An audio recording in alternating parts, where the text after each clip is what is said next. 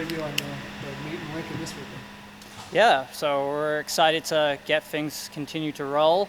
Week 2 for us, making a long trip down to Lincoln. It'll be our first 8K on the men's side.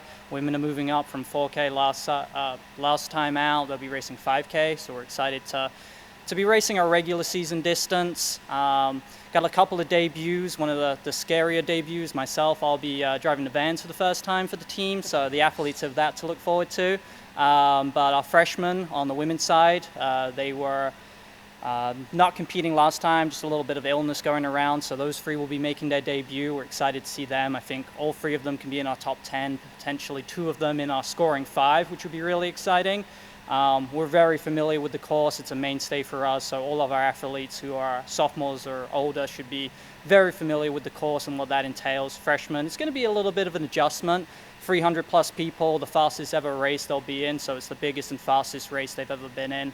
On the men's side, Blair will be making his debut. Again, a little bit of illness last time out, so he's going to be debuting for us. But on the men's side, things are looking a little bit different this time out.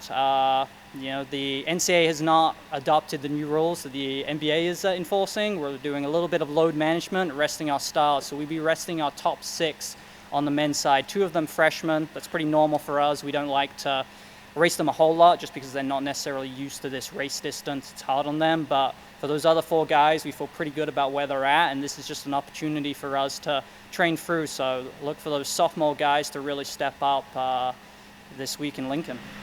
Questions for Matthew? What is the biggest adjustment, especially for freshmen, going from 6 to, bumping up, 2 extra?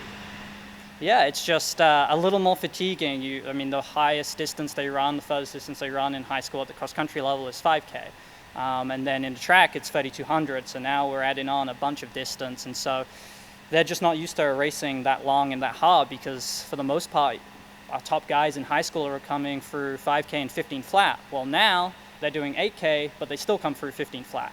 But they've got to extend and add on an additional 3K. So we help with that transition through a lot of our training, but it's a month into the season. They're not quite used to it quite yet, which is why we're being very cautious with those freshmen, especially as we believe a lot of those guys can be useful for us in the championship part of the season, and the regional meet for us is 10K. So we've gone from 8K, which is a bit of adjustment, to double in the distance. And so for that reason, we really want to be cautious with them, use this week to train through.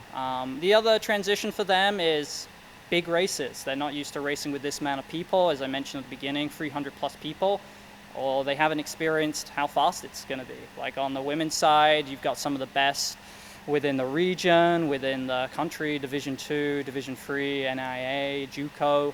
One of the top gals in Division II's racing, who would have been top 30 nationally last year in Division I. And so our ladies have never raced anyone of that quality. So we've warned them, hey, don't go out with the leaders. Be very patient. Again, on the men's side, that's kind of the goal. Be patient, find your position, and work your way up.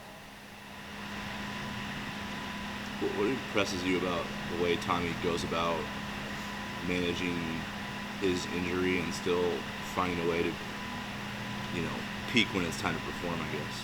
Yeah, it takes a lot of that mental edge and strength that's going to be beneficial for any runner, and the fact that he doesn't necessarily know how good he's going to be. He's not at where he wants to, but he's patient. He knows that he's going to be there when it counts, and that's the same for heading into the track season. We look at his split last season between his indoor and outdoor. It was a 6-second split, which indoor for us is very much a progression heading into outdoor. And so I had a word with Tommy a few weeks ago, because he's like, it's not where I want to be. And it's like, we know that. We know that's not where you want to be, but we know where we're going. And I explained to him, think about these first few races as being the indoor season and your last 3 being the outdoor season. And I think that really resonated with him. He went back to work this past week and put in some really good workouts, and so we're seeing some really good progression with him. So excited to see him as a contributor. But those top 6 guys right now, that's why we feel really good about resting them. We feel really good about that top 6, and at the regional meet we're racing 7. So a lot can happen, but we're feeling good about that top 6 right now. Is it tough for some of the athletes to understand that load management? Because obviously you train so hard, you want to compete. Is it hard trying to get them to grasp that and say, like, hey, just wait? Yes, absolutely. The freshman guys are like, I want to race my first 8K, kind of get that transition out the way. The first one's always going to be the most challenging because it's a learning process. And then the second group of guys who are, in a scoring top 3, they're like, oh man, I'm in a really good spot. I want to rip it. Let's see what we've got. And so for them, it's talking to them, having the conversation and being like, I know you want to race. I know you're feeling good, but this isn't, the season's not make or break. And by explaining to them that the benefits of training through this, September's by far our biggest training block, I think they started to get excited about that. And this is something we've not done with our upperclassmen. We've done it with our freshmen before, but we've never had that depth on the men's side to be able to feel confident and comfortable starting our second group of guys. So a little bit of experiment on our end. We'll see how it goes, but I think knowing where the reason and what we're doing it helps those guys for sure.